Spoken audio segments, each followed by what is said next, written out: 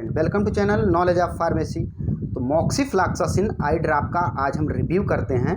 ये fluoroquinolones class की category की एंटीबायोटिक्स है। ये gram positive, gram negative, anaerobic, aerobic और अदर बैक्टीरिया पर अपना ये रिजल्ट देती है, यानी अच्छा खासा रिजल्ट देती है। तो एपीड्रॉप, मॉक्सिजा, बिगामैक्स, मोसी, महासेप, मिलफ्लॉक्स, मॉक्सिसिप, ये कुछ ब्रांड नेम हैं जो कि मेडिकल स्टोर पर आपको मिल जाएंगे। अब हम बात करते हैं इसके मोड ऑफ एक्शन की, ये दवा कैसे कार्य करती है, ये वर्क कैसे करती है। तो मॉक्सिफ्लॉक्सासिन एक एंटीबायोटिक्स है, एक एंटीबायोटिक्स दवा है जो कि प्रिवेंट करती है, यानी रोकथाम करती है cell from dividing and repairing killing bacteria. ये जो है सेल को रिपेयर करती है, मनुष्य के सेल को यानी जो रिपेयर करती है और जो है बैक्टीरिया को किल कर देती है, यानी बैक्टीरिया को जो है किल करके मार के। तो किस तरीके से काम करती है, ये इनहिबिट करती है टोपोसोमरेज डीएनए गायरेज सेकेंड और फोर, यानी दूसरा और चौथा जो एंजाइम होता है जो कि एसेंशियल होता है बैक्टीरियल रेप्लिकेशन के लिए, तो उसको ये इनहिबिट कर देती है, रोक देती है, जिससे बैक्टीरिया मर जाता है। और ये broad spectrum activity potent bactericidal है। ये ब्रॉड स्पेक्ट्रम एक मजबूत बैक्टीरियल साइडल है, यानी बैक्टीरिया को किल कर देती है। तो इस तरीके से ये कार्य करती है।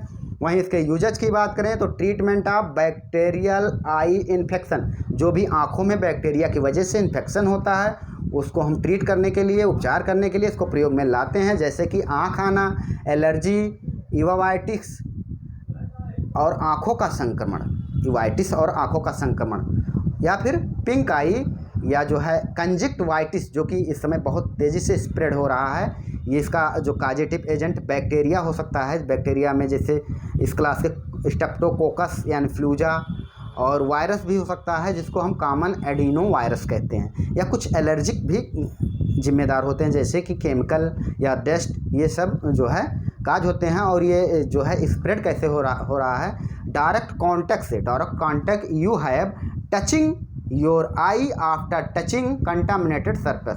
जैसे कोई व्यक्ति है जो पेशेंट है जिसको कंजक्टिवाइटिस हुआ है, तो अपने आँखों को टच करेगा और इस सरफेस को टच कर लेगा, और वो सरफेस दूसरा व्यक्ति टच करके अपनी आँखों को टच कर लेगा। तो इसी तरीके से ये स्प्रेड हो रहा है।